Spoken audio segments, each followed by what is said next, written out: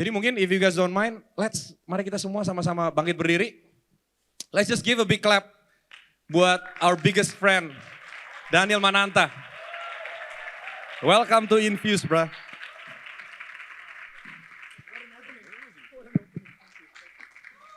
What an opening. Hello, what's up? Fuse. Woo! Wow, what an honor. Thank you, Gary, thank you. Thank you, bro. Oke, duduk lagi aja. Udah, Maybe udah. seated. Oke, alright.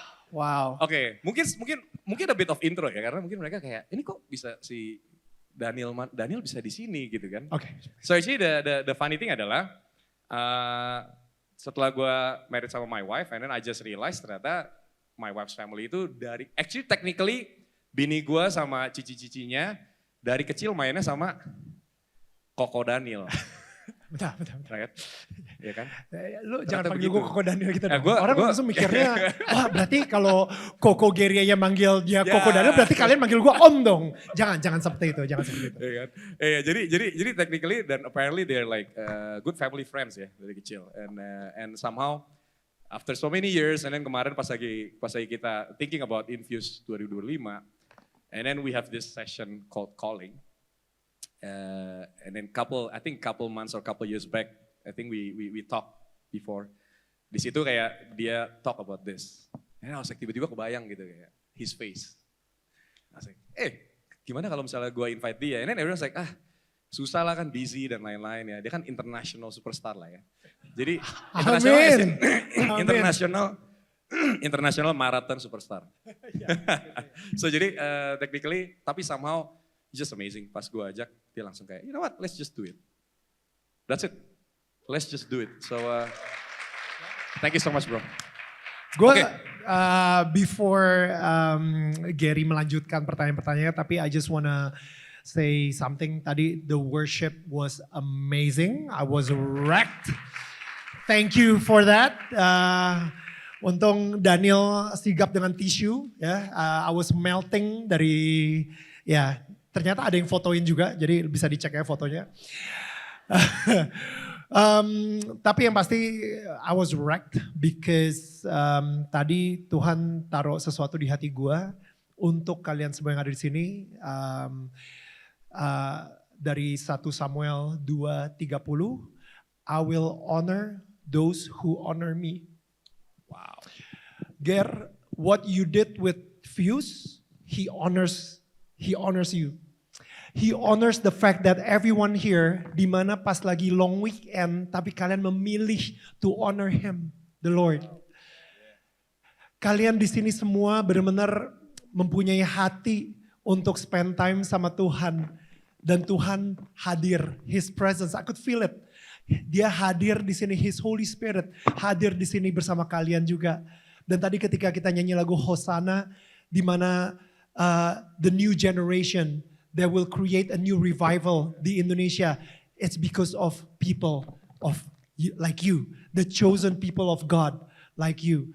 Di mana kita semua sama-sama menyembah the King of Glory who comes in with a cloud of fire. Jadi benar-benar, you know, like tadi ketika Yala di sini juga presentasi, I was so moved that kalian bukan gereja tradisional, tapi kalian mempunyai impact yang luar biasa banget. Really, 1 Samuel 2:30, it's I will honor those who honor me. Guys, apa yang kalian lakukan, kalau bisa please banget honor God, bukan honor men. Okay? Do not do this supaya mendapatkan the honor of men. Men's honor gitu. Misalnya mereka akhirnya lu ngelakuin ini supaya mendapatkan likes, untuk mendapatkan followers di Instagram, untuk mendapatkan viewers lagi, untuk mendapatkan all that worldly statistic supaya you get the honor of men. Don't do that. Kenapa? Because that's the only reward that you will get. Dan lu malahan gak dapat the honor of God. Jadi please, when you come here really to honor, with a heart to honor Him, to build something that will honor God, bukan to get the honor of men, keep doing that. Keep focusing on that. Bukan lagi pencitraan duniawi, tapi benar-benar pencitraan di mata Tuhan. So that's all I want to say. Yes, thank you. That's a big introduction. Yeah. Thanks a lot, man. He honors you and the fruits of what you've been building, and JJ juga kalau misalnya dia nanti ngedengerin ini, the seed, the foundation that he's been planting on this place, itu benar-benar he will honor that gitu, especially in his new season in life. So yeah, udah, thank you. Okay, now ask me question. Oke, jadi kita sekarang nggak boleh panggilnya VJ Daniel. I think we should call him Pastor Daniel. Atau technically udah? Don't. Oke. VJ Daniel. VJ aja. Tetap. Udah start. Oke. Actually mungkin sebelum kita get into the serious stuff, right? Tapi we want to start with the fun stuff dulu. Sure. Right? And this is the part that I love the most. So I'm gonna give you a question, and you can only choose one. Okay? Alright. Let's start with the simplest one, and I think everyone wants to know. Karena semua orang udah tahu VJ Daniel from the TV. Tapi we want to know who's the real VJ Daniel is. Okay? Oke, satu. This is like, we want to see you as just regular human beings. Okay. Sure. Satu, the most important ones for Indonesian, for any Indonesians. Indomie goreng apa rebus? Goreng. Oke. Goreng, sorry. Gue gak kecewa sih jujur, gue gak kecewa. Gue barusan dari kawinannya Luna kan. Okay. Dan itu after partinya ada mie kan segala. Dan gue ngeliat gitu udah goreng pasti gitu kan. Dan itu juga yang bikin gue sakit perut besoknya. So, mungkin cuman di sini kita nggak seeing eye to eye, tapi I think it's fine. Oke. Next one, ini bakal makin lama makin susah bro. Alright, the next one, right? MTV or Indonesian Idol?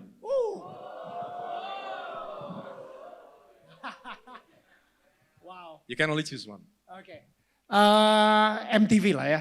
Karena it started my career lah. Maksudnya because of MTV, there is VJ Daniel, there is Daniel Mananta, there is the whole thing gitu. Tapi maksud gue MTV is where it started gitu. Indonesian Idol ada saatnya tadi ketika lu bilang gitu kan, lu pilih mana istri. Well, saat itu Tuhan suruh gue cabut dari Indonesian Idol. Dan habis itu gue benar-benar bergumul banget. Sampai istri gue tanya gitu, lu mau milih siapa? Tuhan atau Idol? Waduh, itu kayaknya di Bible ada banget tuh. Who do you want to worship? Idol or God? Jadi udah mendingan MTV aja biar aman ya. Alright, okay. Actually ini this is one of those time dimana the host becoming the subject. Biasanya dia yang nanya kan, tapi dia ya kan jarang-jarang kan lu ditanya jarang kan. Jarang. Makanya I think kita punya privilege untuk bisa nanya dia, right? So we should ask this kind of questions karena nggak ada orang yang nanya dia. Ya, tapi kalau misalnya kalian pengen ngeliat gue nanya-nanya Gary, tonton Sekolah Sukses bersama Gary Undarsa. Oh iya. Tentang kesaksian dia ya, membangun tiket.com gitu. Oke. Let's do a quick round ya. Tokyo or Chicago or Boston Marathon? Boston. Wow, why is that?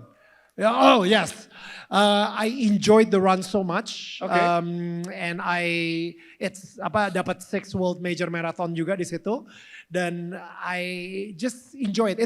Itu setelah 6 maraton, akhirnya di Boston gue baru mendapat pencerahan yang tertinggi menurut gue, pelajaran dari semua 5 maraton sebelumnya, dan akhirnya dapatlah akhirnya gue mengerti the true essence of the joy of running. Dan itu dapatnya di Boston. Wow. Yeah. Kemarin berapa? Finish 3 jam 38 menit. 3 jam 38 menit saudara-saudara. Yes.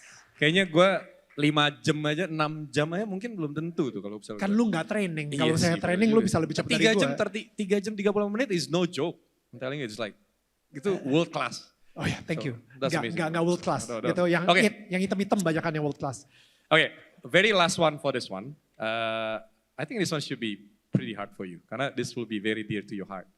I know that you're producing some works. Susi Susanti or Glenn Fredly? Yep. Wow. I know this is gonna be the toughest one. That's why I put it at the last. Wah gila sih bro. Ini kayak lu nanya anak pertama atau anak kedua gitu. I cannot. Tapi ya kalau dibilang pembelajaran yang paling banyak Susi Susanti. Tapi iyalah Susi Susanti aja deh, Susi Susanti aja, Susi Susanti, Susi Susanti. So many mistakes, so many depression moment, so many jatuhnya jatuh banget, so many trauma itu di Susi Susanti. And yet I chose that movie karena you learn way so much, you grow so much in the worst moment of your life. Dan itu di Susi Susanti menurut gue, bukan di Glenn Fredly. Yeah. Boleh dong kasih tepuk tangan dong. That was a really tough answer, I'm telling you. It's tough. Yeah, tough. that's very tough. Yeah. Okay, all right. So we're gonna get deeper from here. Okay. So jadi sebenarnya ini satu hal yang paling menarik adalah kenapa Daniel Mananta ada di sini, ada di panggung ini. I think that's the biggest question. Karena biasanya kita ngelihat dia di panggung yang as in, you know, like di TV, national, semua orang gitu kan, general public. But now it's more specific. Right. Jadi mungkin pertanyaannya adalah kayak bisa ceritain sedikit nggak your journey? Kenapa akhirnya lu bisa sampai akhirnya terima Tuhan and how it changed your life? I think that's the thing that everyone wants to know, right? Karena menurut gua I work with a lot of artists, influencers for so many times, for so long. For me it's very tough. Itu suatu role yang super demanding dan bikin lu susah banget untuk bisa dekat sama Tuhan. Right? And how did you do that? Okay, thank you. Sebenarnya cerita lengkapnya itu kalian bisa nonton dari cerita kesaksian gue, bisa dinonton di salah satu channel muslim terbesar. Namanya Kasih Solusi. Judulnya Apakah Daniel Mualaf? Dan itu adalah kesaksian gue yang paling banyak ditonton. I think about 5 juta viewers. Tapi that's my biggest sharing about my faith with Jesus. Walaupun gue nggak sebut nama Tuhan Yesus.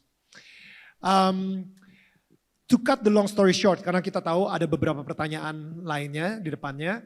Tapi gue dulu adalah seseorang yang pergi ke gereja Katolik gara-gara disuruh sama nyokap gue. And I feel like I hated church so much. Dimana gue benar-benar kayak ngerasa disuruh dan dipaksa banget sama nyokap gue untuk ke gereja Katolik.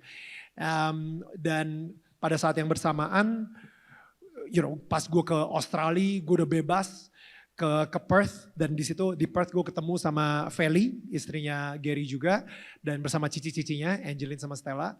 Dan habis itu ketika gue sudah di Australia, itu makin bandel, makin merasakan yang namanya kebebasan, tapi tetap masih ke gereja Katolik, because out of necessity, bukan necessity, sorry, out of kewajiban, responsibility. Pernah gue miss Easter, misa Paskah gitu, and then nyokap gue marah banget and I felt very condemned and it made me even further away dari Tuhan. Sampai akhirnya gue balik ke Jakarta, balik ke Indonesia. Again gue pas lagi di high school, by the way, kenapa gue bisa deket sama keluarganya Feli, jadi ada cicinya Feli namanya Angelin.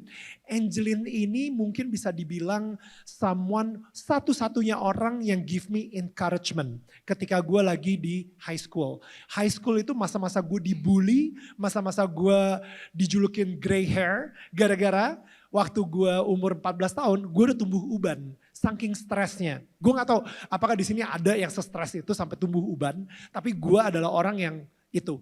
Jadi gue, I don't know what happened with the hormonal or whatever. Akhirnya gue ubanan sejak gue umur 14 tahun. Jadi setiap kali gue lewat, bule-bule panggil gue gray hair gitu. Sampai itu bikin gue makin stres. Gue makin dibully, makin dianggap sebagai weirdo. Makin stres lagi, makin ngerasa suppressed. Sampai akhirnya malah tumbuh ubannya lebih banyak. Ketika gue saat itu gue bertetangga sama Angelin, which is cicinya Feli. Nah, di situ dia memberikan gue encouragement. I think, you know, I didn't realize how important and how life changing that encouragement is and how important it was for me. Karena di mana gue benar-benar semuanya di asrama gue yang isinya sekolah cowok semua, ada satu suara dari si Ci Angelin ini yang bikin gue encourage and went through high school with a little bit of hope gitu misalnya. But anyway, akhirnya gue kuliah dan setelah gue kuliah gue lulus, gue gue balik ke Jakarta dan ketika gue balik ke Jakarta ada MTV VJ Hunt. Itu adalah semacam reality show di mana mereka mencari the next VJ untuk MTV. Dari 6.000 orang gue aplikasi salah satunya. Dan to cut the long story short, I became the winner out of the 6,000 people. Dan akhirnya gue jadi MTV VJ di tahun 2003.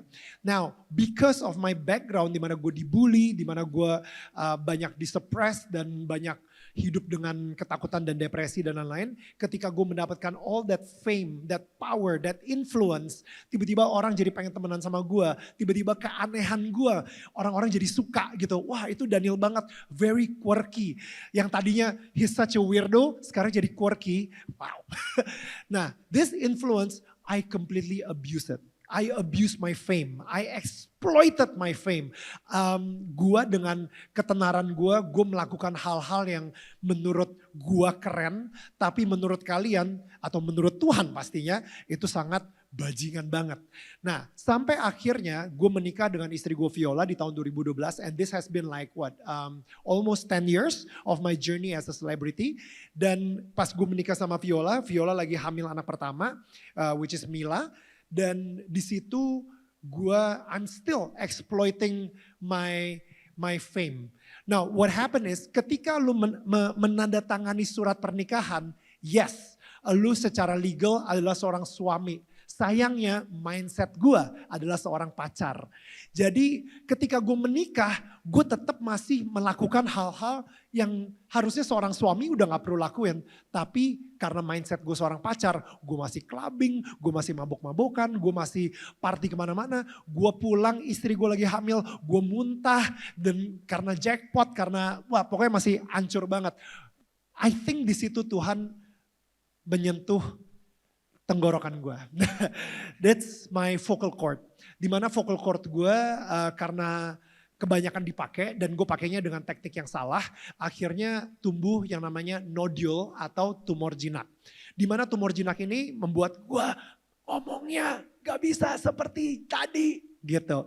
Ngomongnya benar-benar jadi sangat ini banget ya, serak banget.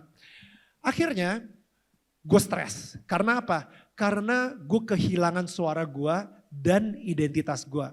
Kalau misalnya tanpa suara, gue tidak ada lagi job. Kalau tidak ada job, gue gak bisa nge-MC. Kalau gue bukan MC, gue bukan lagi seorang presenter terkenal. Kalau gue bukan presenter terkenal, gue gak punya influence, gue gak punya power, gue gak punya impact. Gue ini siapa? Apakah gue akan balik lagi ke Daniel yang dibully di high school. Yang orang-orang bakal ngelihat ke gue dari quirkiness balik lagi jadi weirdo. Ketika orang ngelihat ke gue, akhirnya dia bilang, kesiannya Daniel tuh dulu pernah terkenal, sekarang dia udah gak punya suara. I was depressed. I was so stressed. I was back to my old high school mindset. Dan akhirnya sempat beberapa waktu gue gak mau keluar rumah, gue bangun tidur, and I thought, what's the point of living? Gue balik lagi selimutan dan gue tidur lagi.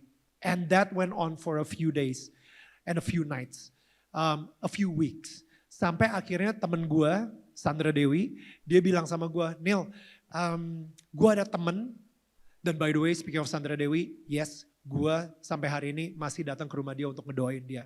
Jadi it's whatever she's going through, I want to be there as a friend to pray for her, for Jesus to find a solution for her problem. Anyway, sorry I'm digressing, it's a side note. Nah, balik lagi sekarang tentang suara gue. Sandra bilang sama gue, Neil ada seorang evangelist dari Katolik karismatik yang bisa mempunyai karunia penyembuhan gitu. Akhirnya dia ngedoain gue dan itu pertama kalinya gue denger bahasa roh Which gue sebenarnya kayak, apa ini? Ini cult okultisme macam apa di sini gitu kan. Tiba-tiba orang pada ngedoain pakai bahasa roh gitu. Dan habis itu dia bilang dirinya Katolik. This is not the Catholic that I know. Tapi ternyata ada gitu aliran Katolik karismatik. Nah setelah didoain gue nangis di depan seseorang yang gue gak kenal. Tapi hal pertama yang dia bilang, kamu harus maafin seseorang. I didn't know who to forgive. Gue ngerasa gue adalah manusia yang sempurna banget. Orang-orang pada suka banget sama gue. Gue gak suka, gue gak pernah gak suka sama orang. I'm like so good. Tapi akhirnya gue pikir, Tuhan siapa yang harus gue maafin? I don't know.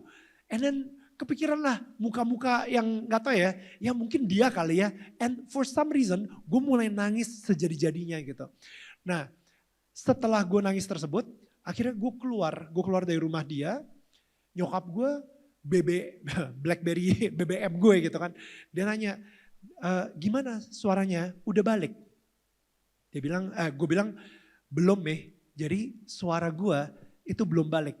Tapi ketika gue text my mom, suaranya belum balik. For some reason itu pertama kalinya dalam hidup gue mendengar bisikan Roh Kudus di hati gue. Dan bisikan tersebut masih berlaku sampai hari ini. And that was 2012. That was 13 years ago. Di mana bisikan tersebut cuma satu statement. You're already in the process of healing. Sampai hari ini gue juga merasa gue masih in the process of healing. Nah akhirnya ketika gue mendengar you're already in the process of healing. Itu artinya oke, gue akan sembuh, tapi sekarang gue baru aja memasuki prosesnya. Jadi that one statement, you're already in the process of healing, gave me hope, gave me peace, kedamaian yang dunia ini gak akan pernah bisa berikan. Malamnya gue tidur nyenyak banget, because I'm already in the process of healing. Dan pada gak lama setelah itu, gue akhirnya mengetahui identitas gue. Yang tadinya gue udah kehilangan suara gue kehilangan identitas gue, tiba-tiba gue mendapatkan identitas baru. Bukan sebagai presenter terkenal lagi, tapi sebagai anak dari raja, dari atas segala raja.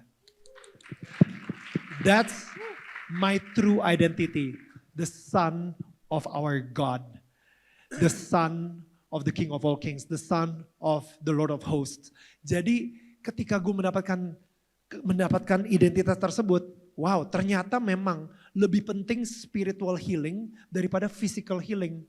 Suara gue gak balik pun, gue bisa bersyukur of that identity. Misalnya gue bukan lagi presenter terkenal, tapi gue bisa bersyukur karena identitas gue bukan cuma presenter terkenal. Atau bukan hanya presenter terkenal. Tapi identitas gue adalah anak dari sang raja. Jadi I can feel peace in whatever. Dari situ gue bisa ngerubah yang tadinya gue bilang kayak aduh gimana ya kalau what if. I don't know apakah di sini teman-teman semua pernah suka mikir what if kalau misalnya gue gak pernah dapet jodoh, what if kalau misalnya gue gak pernah dapet kerjaan, what if kalau misalnya nanti orang tua gue gak bisa ngebayarin gue lagi, what if kalau orang tua gue sakit, what if. Itu ketika gue mendapatkan that identity as the son of a king, setiap kali ada perkataan what if, tinggal gue ganti jadi even if.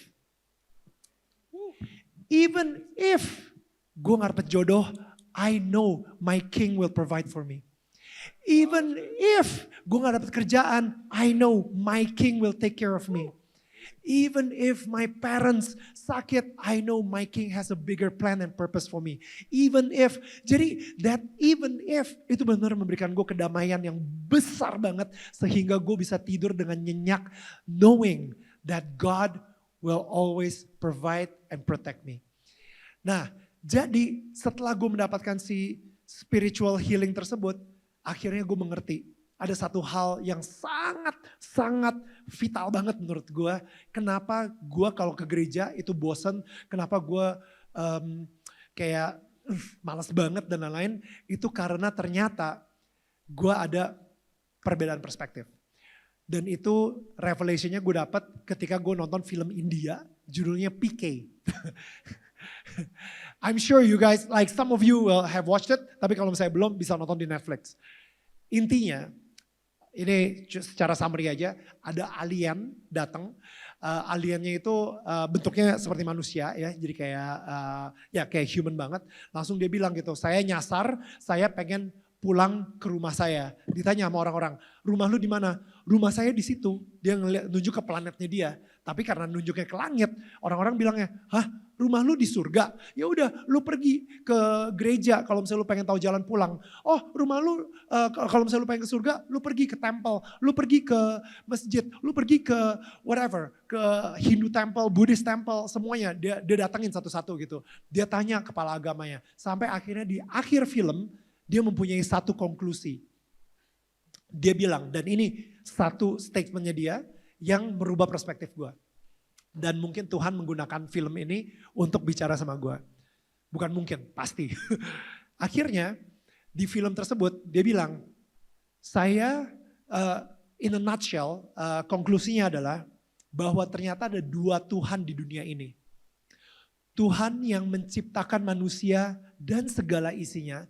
Tuhan yang maha cinta, maha pengasih, maha penyayang, maha besar, maha pemaaf, full of mercy and grace. Tadi kita nyanyikan. Tuhan who is the truth and love.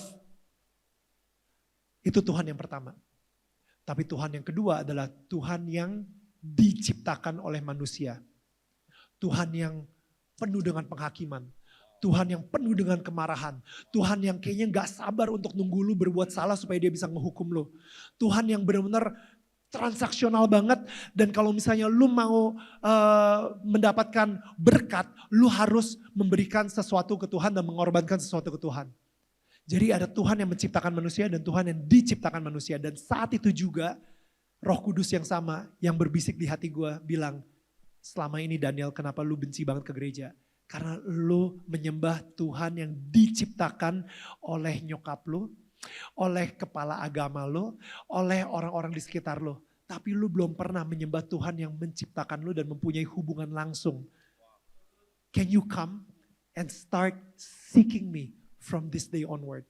Sejak saat itu, setiap hari I always seek His kingdom. Untuk lebih mengenal dia, untuk lebih mencari tahu hatinya dia, untuk berdoa sama tadi apa yang kita nyanyikan juga, break my heart for what break yours. Gue pengen tahu banget, what breaks your heart Jesus, what breaks your heart Lord, supaya gue sendiri juga bisa bergerak untuk to be a solution for that problem, that supaya you will be smiling and no longer have your heart broken.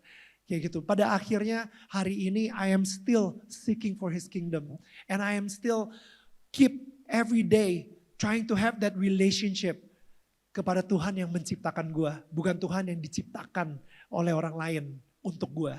Gitu. Sekarang ini banyak dari kita ketika kita kita sering, gue nih jujur aja nih ya, suka banget ngelihat,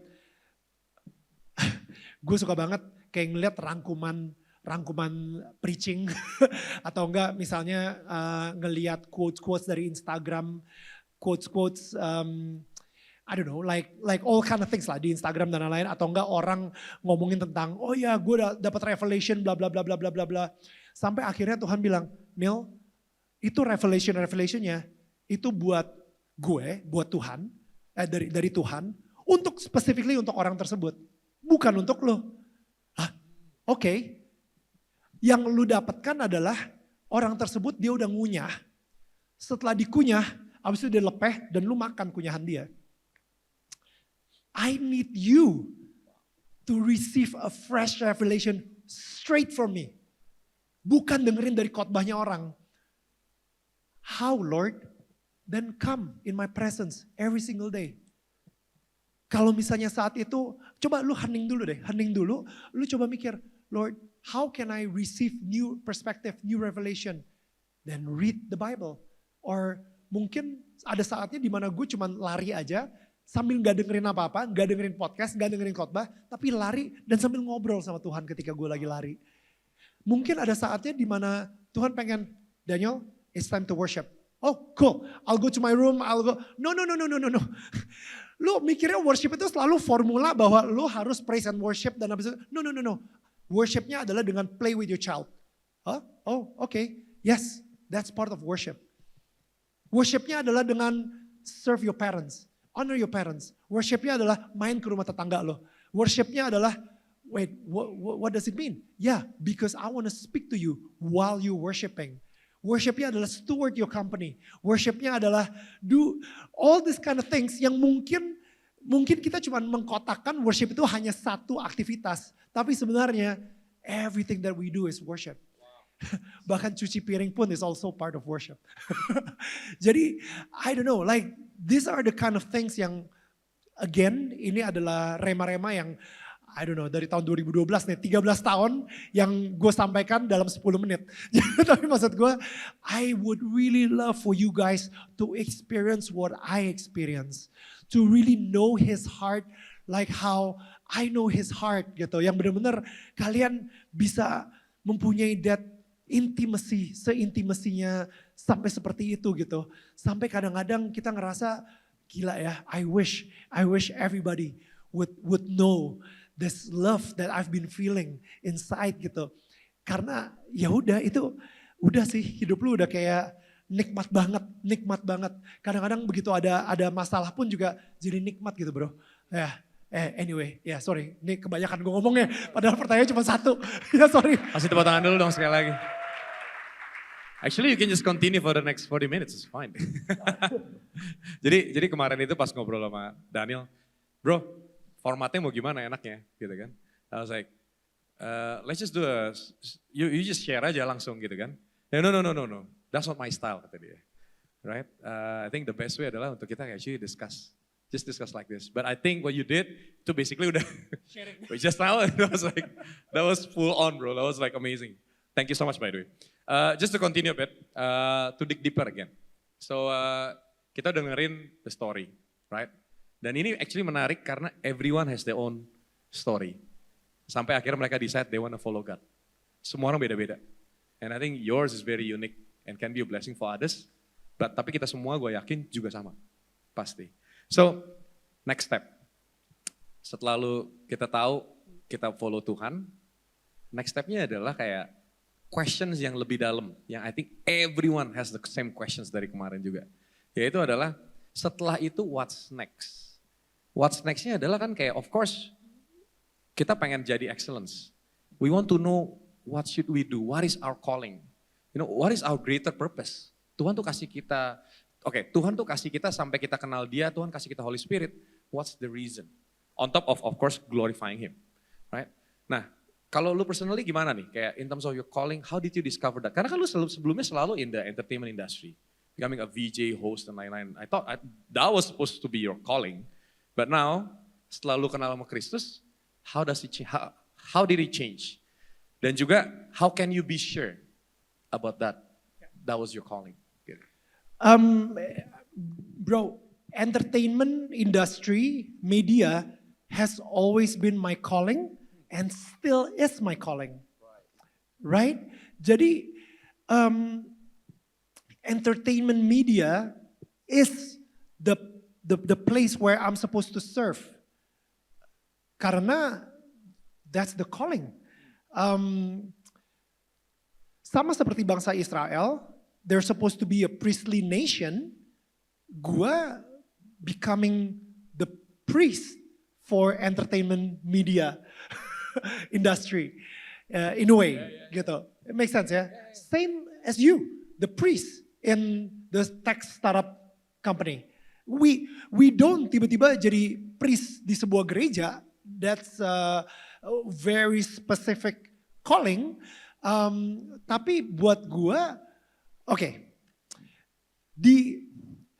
di Genesis 2, di Kejadian 2, itu ketika Tuhan memberikan purpose kepada Adam, dia bilang, now I'm giving you the land and you steward over it, be fruitful and multiply.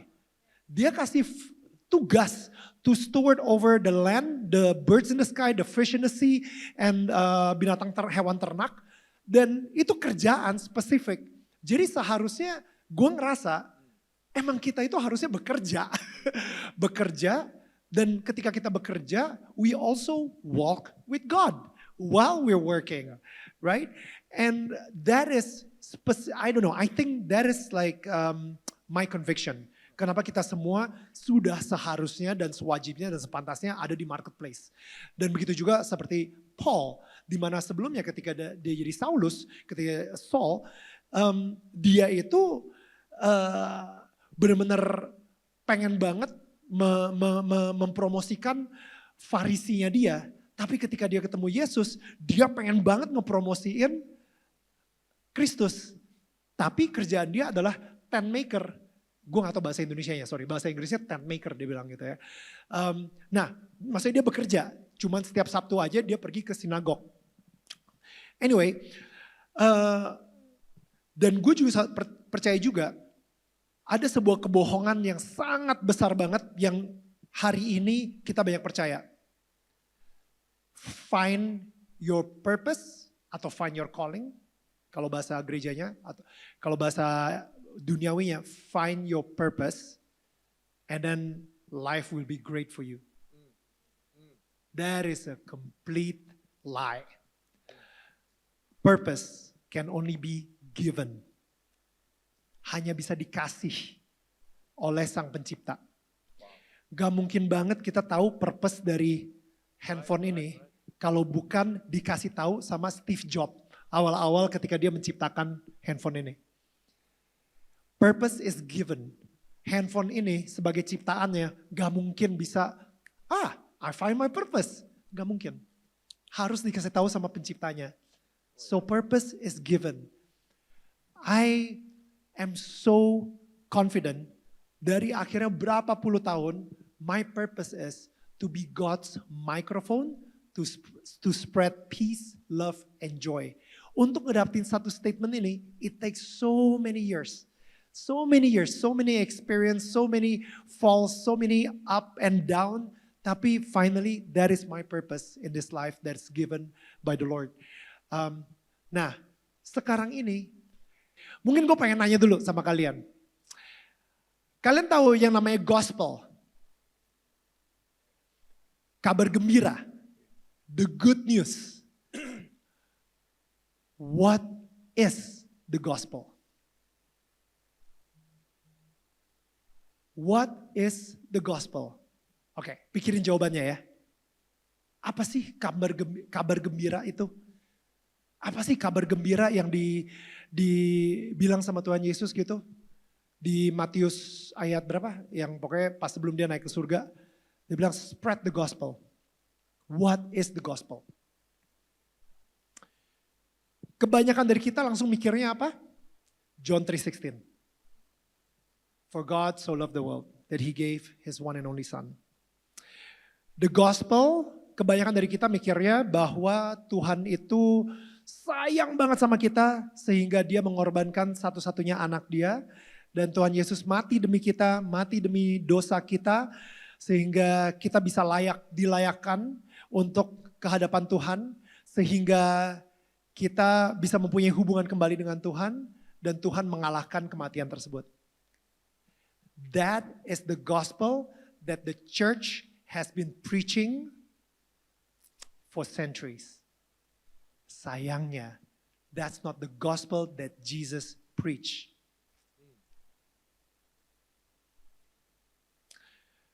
We have been preaching the gospel about Jesus, tapi sayangnya bukan, we haven't been preaching the gospel that Jesus preached. Markus 1 ayat 14. After John was put in prison, Jesus went into Galilee proclaiming the good news of God. That's the gospel. The time has come. He said, the kingdom of God has come near. Repent and believe the good news. What is the gospel then? That the kingdom has come. Why? Because the king came. Yes. And his name is King Jesus. sekarang ini, that is the gospel that Jesus preach. Dia selalu ngomong about the kingdom of God, the kingdom of heaven, the king is here. Ketika dia mati di kayu salib itu karena apa? Karena Farisi pada bilang ke Pontius Pilatus, Pilate, lu kalau misalnya nggak mau hukum mati dia, berarti lu nggak hormat sama Caesar. Kenapa? Karena he has been claiming that he is a king. Siapa lagi yang king kalau bukan Caesar? Ini dia udah jelas secara politically incorrect. Lu harus menghukum mati dia. Because Jesus has been going around claiming that the king is here. That's why the kingdom of God is here on earth as it is in heaven. Apa artinya? That the gospel, the good news that the kingdom the kingdom of heaven is here. That means Jesus adalah seorang raja. Yes, gue ngerti kalau misalnya secara secara bilangnya role atau function gitu, gue gak ngerti. Maksudnya kayak misalnya Gary, lu co-founder tiket.com tuh apa? Founder, co-founder, CEO, CMO, oke. Ketika Gary jadi co-founder dan CMO of tiket.com, tetap aja ketika perusahaannya kecil, dia kadang-kadang suka ngebeliin makanan buat semua teman-teman kalau lagi meeting, kalau misalnya mungkin karena lagi nggak banyak orang, lu tulis notulen segala kayak gitu. Dan habis itu bayangin kalau misalnya para foundernya bilang, hey kenalin Gary, dia biasa nih yang nyatetin notulen buat kita. Misalnya gue sama istri gue gitu ya, Viola satu-satunya orang di keluarga kita yang masak. Dan ketika gue ngenalin ke kalian, kenalin ini Viola, she's our cook. Kelar gue, malamnya gue tidur di sofa.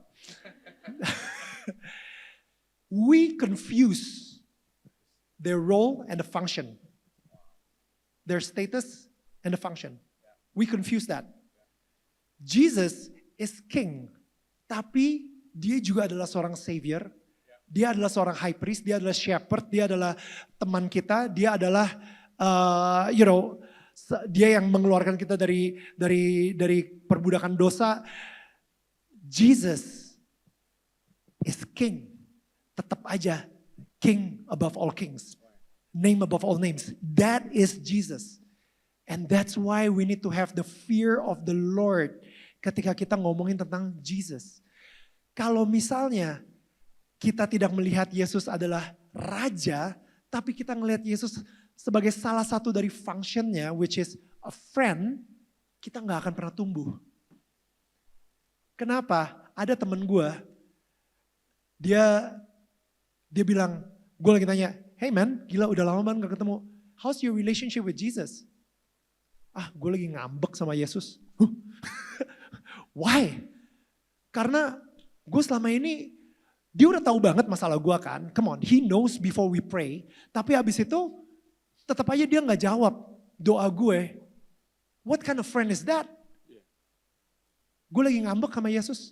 Pokoknya sampai dia jawab doa gue, boleh nanti kita boleh ngobrol lagi. That's what I said to Jesus. Would you ever say that kind of thing to a king? Never. That is blasphemic. You know what I mean? Tapi gue gak bilang itu ke dia. Tapi maksud gue, ketika kita ngelihat Tuhan Yesus sebagai King, ketika tadi kita menyanyikan The King of Glory coming in with the clouds of fire, kita ngelihat the King, Hosanna, the King who is sent by God Himself. Kita akan terus berusaha mendengar King, Sang Raja, what is your purpose for me? Apa yang akan kau berikan kepada aku, kepada hamba? Ketika gue lagi worship kayak tadi gitu ya, ketika worship begitu lagunya tentang praising, oh praise the name, ketika lagunya tentang Hosanna, gue langsung get on my knees because I need to praise the King as He coming in to this place. Because the King comes in. Jadi maksud gue, That's the reverence yang gue punya gitu to praise him. And then he will tell me what he wants to share with you guys. Tadi tuh 1 Samuel 2:30. Jadi maksud gue kayak the king will speak to you as long as you see him and you revere him as a king. That's what I think. And of course, it'll be such an honor ketika the king asks me to partner up with him to spread his kingdom on earth as it is in heaven. It is such an honor untuk gue bisa duduk di sebelah the king on his table. It is such an honor ketika the king has chosen me to steward over the projects yang dia udah percayakan ke gue. Jadi I think ketika kalian pengen nanya, what is my purpose in this life? Kalian gak bisa asal-asalan bilang, purpose gue sih ini. Enggak. Kalian harus tanya, balik lagi ke raja, ke sang raja. Kadang-kadang mungkin sesuatu yang gak enak. The king said, Daniel, it's time to get out of Indonesian Idol. Okay. It took me 4 months, 4 bulan untuk gue bergumul. And the king is patient. He is full of mercy, full of grace. Dia ngasih gue waktu sampai 4 bulan untuk gue akhirnya bilang, oke Tuhan, I will obey. Dan gue bilang sama bos gue cabut dari Indonesian Idol. Itu di tahun 2020 awal, 2020 Januari. So I told my bosses, ketika di tahun 2024, tahun lalu, sebelum Indonesian Idol yang sekarang mulai, ini gue gak usah diposting lah kalau bisa. Gue tiba-tiba mendapat sebuah gerakan lagi, kalau misalnya, soalnya dari bos kita bilang, Neil, can you please come back to Indonesian Idol? Gitu. Oke. Dan habis itu, gue bilang, oke. Gue bilangnya please wait, gue harus tanya dulu sama Tuhan, apakah gue boleh balik ke Indonesian Idol atau enggak. And from that moment, gue berdoa terus, and yet he didn't answer. Setelah beberapa minggu, akhirnya he answered, kalau misalnya mau denger apakah boleh atau enggak, then go to Boy William house. Gue pergi ke rumahnya Boy sama Viola, kita bertiga. Boy, gue perlu ke rumah lo. Kenapa? Gue diajakin lagi ke Indonesian Idol, tapi kayak gue berdoa sama Tuhan, tapi gue katanya harus ke rumah lo. Lu sendiri oke nggak? Wah bro, oke banget. I would love for you to come back to Indonesian Idol. Aduh bro, tapi bukan masalah lu mau atau enggak, Tuhan boleh apa enggak? Gue kayak gitu. Akhirnya gue ke rumah Boy William. Abis itu kita worship bareng. Kita worship. Gue dapet 3 hal. Yang pertama, because I have given the authority of the host of Indonesian Idol ke Boy, there is no way I'm gonna replace him. Yang kedua, it's okay to walk this season with Boy William. It's okay to walk together, It's okay to walk together this season with Boy William as 2 hosts. Dan yang ketiga, setiap kali sebelum lu nge-host sama Boy, do communion, do the Lord's Supper before you host. Why? Because we want to make sure di atas panggung itu is a holy ground for the Lord. Let His glory let His presence turun di atas panggung Indonesian Idol, supaya ketika orang nonton, they will feel the joy. They will feel His presence behind the camera and straight to the TV. Ketika mereka nonton, mereka bisa merasakan the joy of the Lord. Jadi itu yang kita lakukan minggu lalu dan minggu ini dan mungkin minggu depan, dan minggu depan juga gitu. The last 3 episodes of Indonesian Idol. Jadi again, gak perlu diposting guys, nanti ketahuan lagi rahasia, kita komudi dulu. Dan gue nurut because the king said so. And he looks so weird guys gitu, kayak misalnya pas lagi di backstage semua orang-orang lagi pada itu tiba-tiba ini apa nih, Daniel tiba-tiba doa, Daniel tiba-tiba break bread, Daniel tiba-tiba bagiin wine dan minum dan kita doa segala kayak gitu. There are Muslims there, there are a lot of people from different religion, tapi kita di situ ya ada gua, Boy, Judika, salah satu produsernya yang kebetulan Kristen juga, Catholic, dan habis itu ada satu orang lagi, ya si papanya Bobby Saputra, Rian. Nah, jadi that's I think.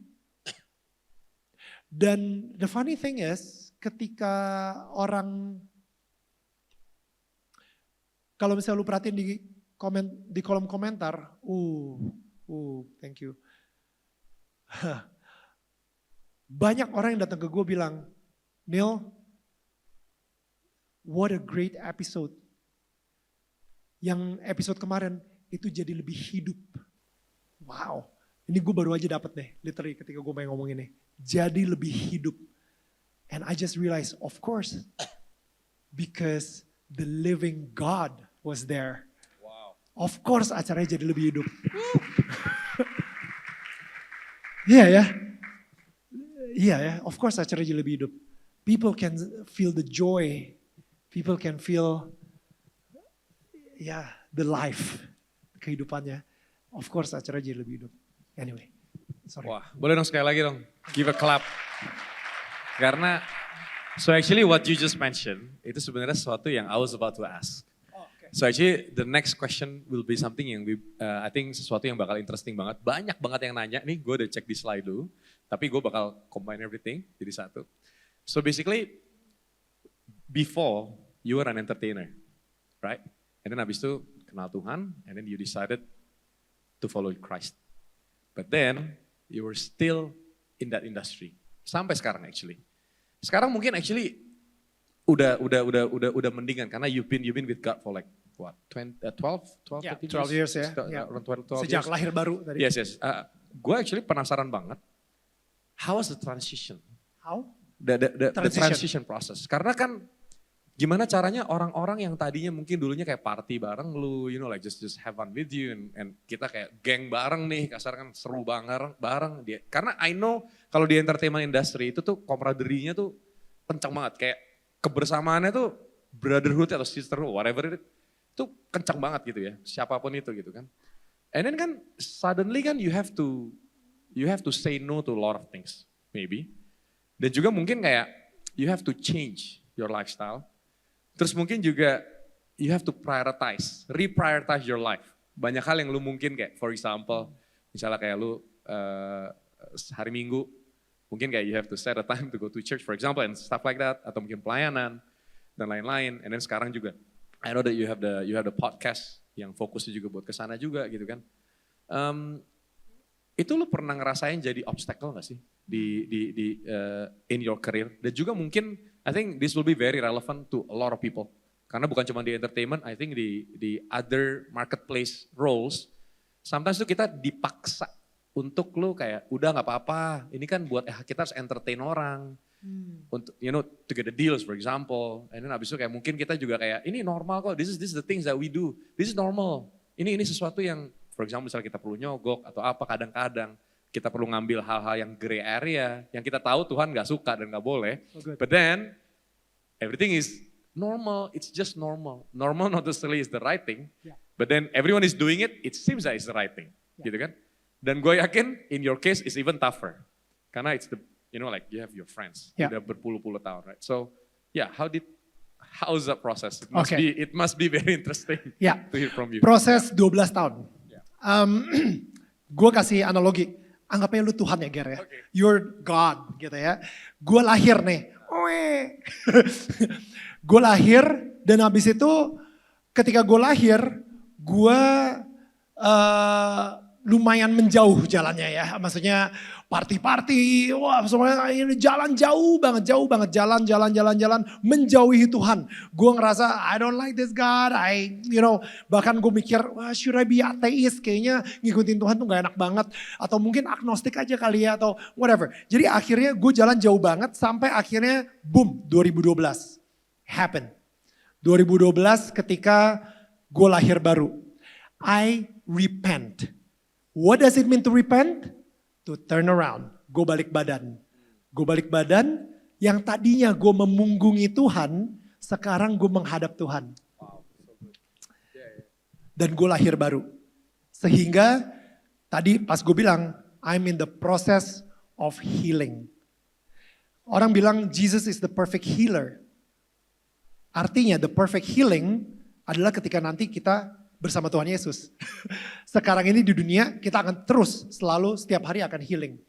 Tapi di tahun 2012 ketika gue repent, posisi gue ada di mana? Masih di sini menurut gue. Masih ada di sini. Kenapa? Gue masih ada di sini dengan teman-teman gue, dengan lifestyle gue, dengan seluruh party-partinya gue dan lain-lain gitu ya. Gue masih ada di sini dan masih jauh.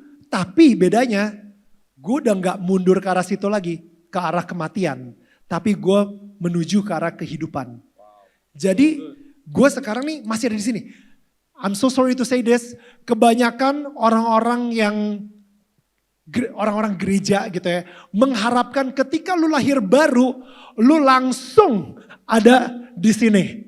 Which is impossible, right? It's impossible. Tapi menurut gue, it's okay to be here. Karena Tuhan itu lebih peduli sama your heart. Dan ini mungkin yang pengen gue kasih tahu juga. The difference between excellence and professionalism. There is a thing called spirit of excellence sama spirit of professionalism atau spirit of perfection. Banyak orang gereja gitu ya yang ketika ngelihat lu sebagai lahir baru, mereka udah expect lu ada di situ sempurna. Sudah tidak lagi berbuat dosa, sudah tidak lagi ada struggle dalam hidup lu, sudah tidak lagi main dengan orang-orang lama. Which I think again a big lie. Spirit of excellence adalah memberikan yang terbaik di masa yang lu bisa. Gue gak ngerti cara ngungkapinnya gimana. Tapi analogi adalah ketika anak gue suka banget gambar, jago banget gambar, tapi dia masih umur 3 tahun, ketika dia gambar gue dengan stickman, gue gak akan bilang, this is, what kind of crap is this?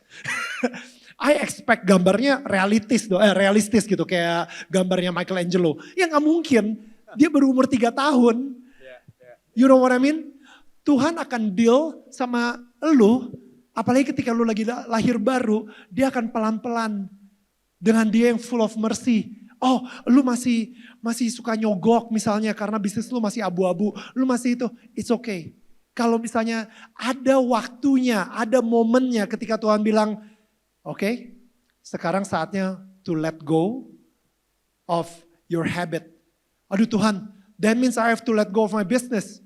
Then let go of your business. I will show you a new way. Tapi sebelum Holy Spirit bilang itu ke lu secara pribadi, atau sebelum lu setuju itu sama istri lu misalnya, don't. Oke, benar-benar secara pribadi banget. Harus benar-benar punya that relationship again with the Holy Spirit to know when. Yes. And of course, ketika kita ngikutin dia, akan ada yang harus dikorbanin. Makanya the process of healing, lu kalau misalnya mau healing, mau sembuh, harus mengorbankan sesuatu. Lu mau sembuh dari diabetes ya harus gak boleh makan yang manis-manis. Lu kalau misalnya mau sembuh dari penyakit jantung, lu gak boleh makan kolesterol. Ya kalau misalnya mau healing, ya harus ada pengorbanan gitu. Tapi pengorbanannya in due time. Not straight away everything. And has to be perfect. And yes, give with excellence. Ketika gue ada di sini, okay Daniel, now I want you to grow. Leave Indonesian Idol. What?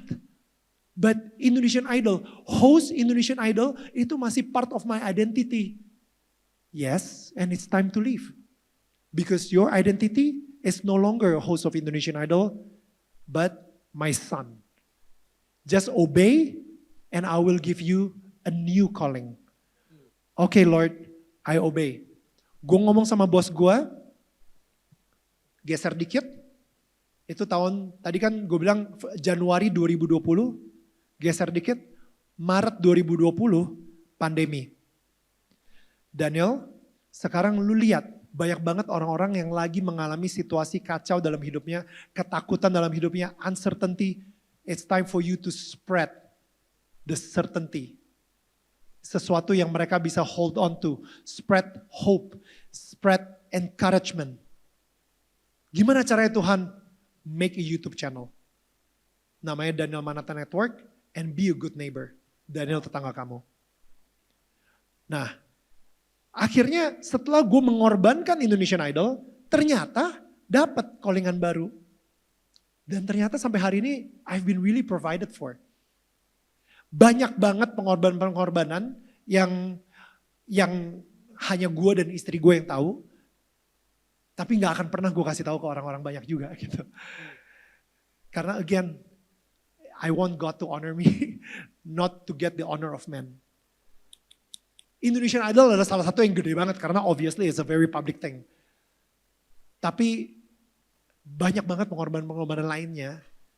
And yet God has been teaching me little by little and we've grown so much, so much. Apakah gue udah balik lagi ke sini? I don't think I will sampai nanti the day I die. But I know and there are some people yang ada di depan gue dan mungkin gak tau ya kalau misalnya mereka ngelihat gue, gak tau ya kalau misalnya di depan gue sih mereka bakal Daniel, good to go, encouragement and everything. Tapi yang pastinya the worst thing that you can do ke orang-orang yang baru lahir baru adalah expecting perfectionism. We are people of progression, not perfection. Jadi gue berharap banget, begitu juga dengan excellence ini. Excellence adalah ketika lu umur 3 tahun, lu memberikan sesuatu yang excellent untuk umur lu yang 3 tahun. Ketika lu umur 5 tahun, lu give something excellent untuk umur lu yang 5 tahun. Ketika lu umur 17 tahun, ya you give something excellent when you're 17 years old. Make sense ya? Aneh banget kalau gue sebagai ayah umur 40-an tahun, dan habis itu gue ngeliat gambar anak gue, dan habis itu gue marah-marah kenapa dia gak bisa gambar seperti gue. It doesn't make sense. It doesn't make sense. And that's the thing.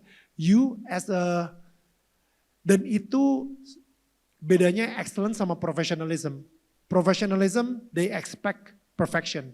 And that is very, very, very, very duniawi, very worldly. But spirit of excellence can only come from God because we keep serving the living God, not the people. Jadi ketika Tuhan bilang this is excellent, then you're in a right path. Gitu sih. Dan I think spirit of excellence itu sesuatu yang lu bisa dapetin ketika lu benar-benar again having that relationship with God and lu juga benar-benar gimana bilangnya ya? Spirit of excellence lu tahu lu masih bisa ngelakuin yang lebih baik dari itu and you do it.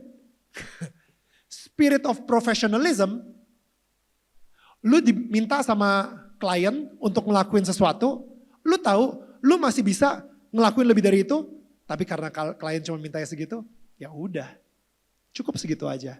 Because I'm being professional, right? Kalau mereka mau lebih, mereka harus bayar. Because that's, ya ada biaya profesionalnya bro. And that's very worldly. I think that's the analogy. Luar biasa banget. Tepuk tangan lagi. Jadi kayaknya Daniel datang ke sini pakai spirit of excellence, bukan spirit of professionalism. Karena kita nggak sanggup bayar. Ya gak? Karena Tuhan suruh gue datang ke sini. Karena Tuhan suruh datang ke sini. Untung Tuhan baik ya. Kita udah call-callan bro sama Holy Spirit. Bro. Oh iya, sama Holy Spirit ya susah sih. Lu mainnya pakai spirit sih, gila berat man. Oke bro. Ada one last question sebelum kita closing. But actually ini gue benar-benar pengen tahu banget. Throughout the journey kan tadi kan lu bilang lu masih jauh dari Tuhan, tapi lu udah arah balik ke sini. Nah, untuk perjalanan lu dari sana ke sini, itu kan lu kan pasti harus sering banget say no. atau lu harus kayak, mungkin lu harus make a distance to some people yang lu tahu Tuhan mungkin gak suka atau apa. Nah, dan gua tahu, especially in your case, it will be very hard karena kan banyak banget orangnya sekitar lu dan everyone is expecting you to do something and everyone is gonna say like, don't worry, it's normal, lu kan artis, I mean it's fine, I mean like you're famous and apa gitu, it's okay. Tapi lu tahu it's wrong. So, lu gimana caranya bisa ngerubah itu? Gimana caranya lu bisa bikin orang lain tuh ngerti? Bukan cuma dengan kayak no, tiba-tiba lu berubah jadi orang berbeda gitu kan. Tapi gimana caranya tuh supaya lu tetap, karena what I know adalah everyone that's yang kenal lu, semua bilang kayak everyone tuh speaks highly of you. Jadi gak ada yang bilang kayak, ini si Daniel aneh banget nih sejak dia bertobat, kayak enggak gitu. So itu yang gue benar-benar penasaran gitu. Lu karena hangoutnya ya anak-anak baik juga, kumpulan gereja juga. Enggak juga kan banyak kenal yang lain-lain. Banyak yang gak baik. Oh, Oke, let's go. Gue penasaran karena kalau coming from you, I think it's gonna be special. Karena you've been there and it's your career gitu loh. Jadi it's important.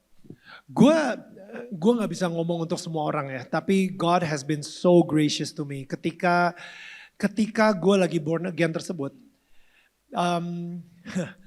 he didn't. Ini sebuah kata yang gue sama Viola came up with. He didn't change our circle of friends, but he changed our friends in our circle. Itu gila. Pada saat yang bersamaan, VJ Rianti, VJ Kathy, Chef Marinka, like all this friends that we have, satu-satu berubah semua mereka. Mereka tiba-tiba jadi lebih pengen ngedalamin Yesus juga. So he didn't change my circle of friends, he changed my friends. Wow. And we keep our circle. Which is very rare, very rare. Gue gak ngerasa kayak gue kehilangan temen. You know, kita bersama-sama mencari Tuhan jadinya. Gitu. Ini gak bisa diterapin ke semua orang.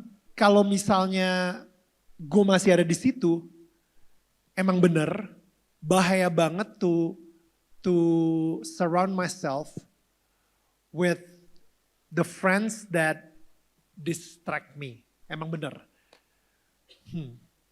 Gue ketika kapan tuh ya berarti 2022 ya? Ya 2021 atau 22 gitu, gue lupa. Ketika gue interview Ustadz Abdul Somad. Seorang Ustadz yang very infamous in the Christian world for what he said. And Roh Kudus taruh di hati gue to talk to him. And I obeyed. It created a lot of debate.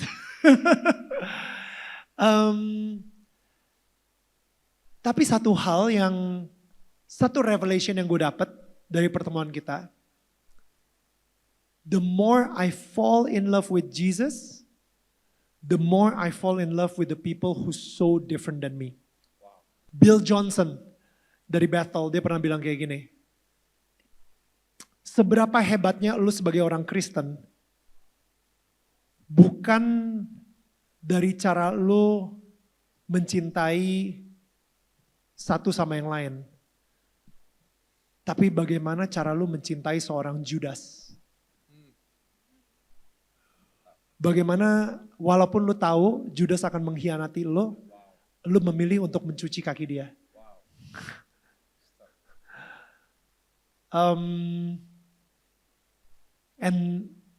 And that's how you know that you're honoring God, exemplifying Jesus. Gue waktu 2 hari yang lalu ya, ketika gue di Bali, itu lagi di bandara, ada seseorang datang ke gue. Pas banget Viola lagi ke WC,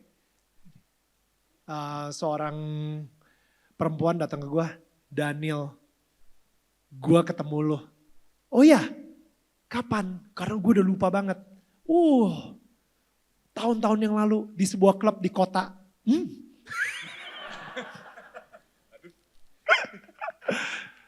Oh ya? Wow. And wah Neil, lu udah mabok banget. Oke. Di sebelah gue ada seorang ibu hijab dengerin gitu langsung. Oke. Lu ngedatengin semua cewek-cewek yang ada di situ. Lu ekstra ramah sama mereka semua. Ingat gak lo? Kalau gue mabok gue gak mungkin ingat gue. Tapi yes, gue pernah datang ke klub tersebut. Sekali dalam hidup gue. Diajak sama temen gue penasaran, gue pengen ngeliat. Wah, gue di situ juga. Tapi si perempuan ini bilang, ya gue tau lah, gue sekarang ngeliatin podcast lo, hidup lo berubah banget, lo udah transformasi banget. Tapi gue masih inget banget, dulu rambut lo tuh masih blondi-blondi gak jelas. Oke, lo masih berantakan banget kayaknya. Tapi sekarang kayaknya gara-gara istri lo dan kayaknya gak tau kenapa ya, hidup lo beda banget sekarang ya. Dan gue bilang sama dia, iya sih kita semua punya masa lalu, kita semua emang memulai hidup mungkin dengan cara yang salah. Tapi pada akhirnya kan bukan gimana kita mulai, gimana kita menyelesaikan hidup kita.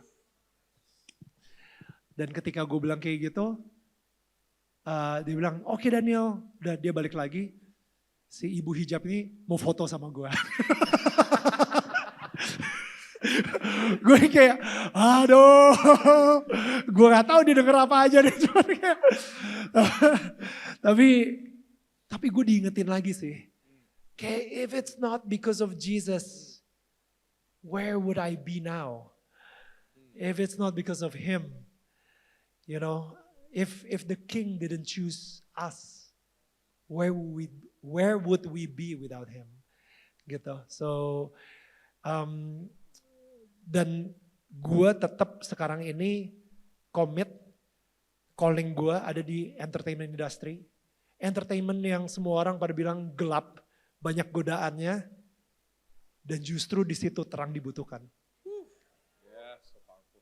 Ya. Kalau kalian adalah seorang profesional kalian adalah seseorang yang dipanggil di marketplace. Right? Serve in that place. Ya, don't serve in church. Church sudah cukup terang kok. Serve in that dark marketplace yang masih banyak corruption, yang masih banyak perselingkuhan terjadi, bos sama sekretaris, yang masih banyak all this infidelity yang dianggap normal, pulang pergi ke karaoke, mabok, main sama LC, everything, all this stuff yang benar-benar masih dinormalisasikan. Apakah lu boleh ke klub tersebut? Kalau misalnya lu ngerasa kuat, kalau misalnya memang Tuhan bilang, yes go there and be a light, then go. And be a light. Nanti orang-orang ngomong soal apa? Who cares? Who cares? Gue adalah orang yang udah ngerasain banget ketika gue ngomong sama seseorang yang dianggap sebagai musuhnya orang Kristen. And yet God still provide. And yet God still provide. And He loves me for who I am.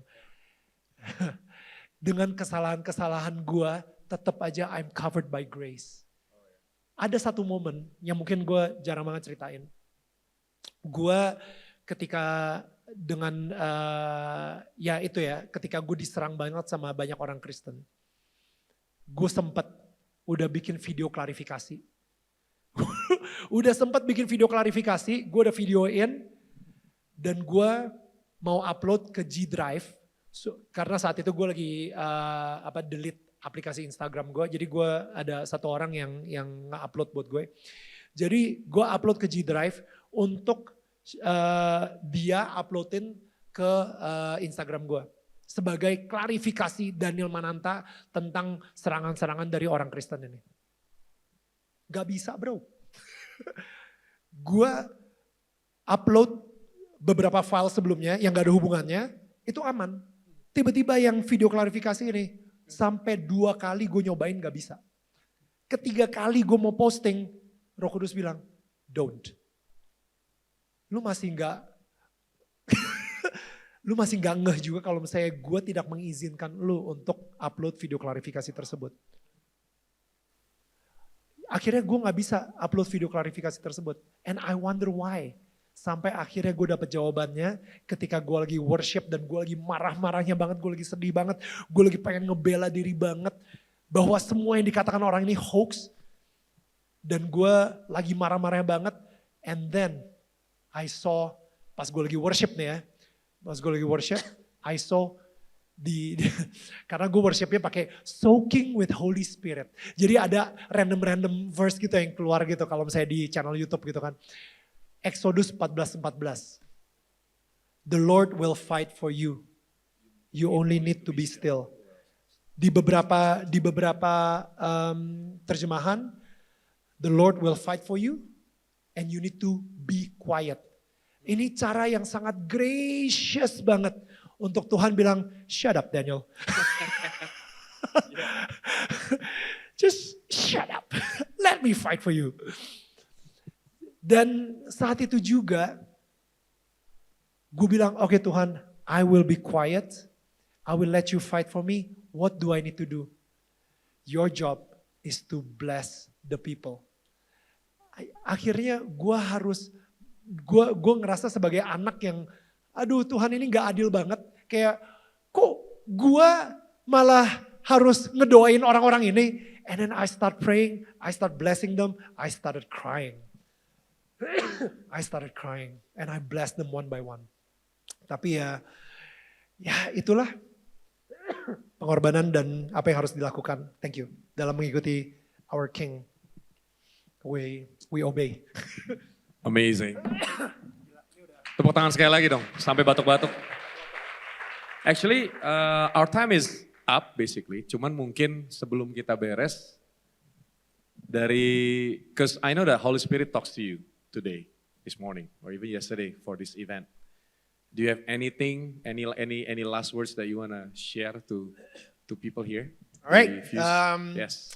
Let's pray. Kita berdiri. Let's pray. We thank you so much for your presence. Kita berdoa supaya kita semua di sini bisa diminister satu persatu hatinya Tuhan. By your Holy Spirit. Supaya apapun yang tadi saya katakan, kalau misalnya itu memang dari pride, just let them forget it. Tapi kalau misalnya memang itu dari Engkau Tuhan, let it be a seed supaya bisa merubah hidup mereka untuk terus menggantungkan diri mereka kepada Engkau ya Tuhan. They are your chosen people. We are your chosen people. Lord, kita berdoa supaya purpose yang telah Engkau taruh di hati kita, we can maximize it for your glory, Lord. Supaya melalui adik kita dimanapun kita berada, di tempat manapun ketika kita step into, your spirit will work to the people around us. We thank you so much, Jesus. And we thank you for the music that makes my prayer holier. Dan Tuhan, kami berdoa juga Tuhan supaya Engkau memberikan conviction juga di hati setiap kita apabila ada hal-hal yang harus kita prune, that we need to let go. Setelah sesi ini, setelah kita balik lagi nanti ke tempat kita masing-masing, we will start implementing it. We will start applying it. Lord, let us be able to speak life to each other, speak love, speak peace and joy. Let people around us itu bisa merasakan the fruit of the Holy Spirit through us. Orang-orang di sekitar kita bisa lebih terimpact lagi Dan mereka sendiri juga bisa mengenal Engkau. Tuhan Yesus melalui kehidupan kita. We thank you so much Jesus. We thank you so much. We thank you so much for this moment. We thank you Lord. In Jesus' name we pray. Amen.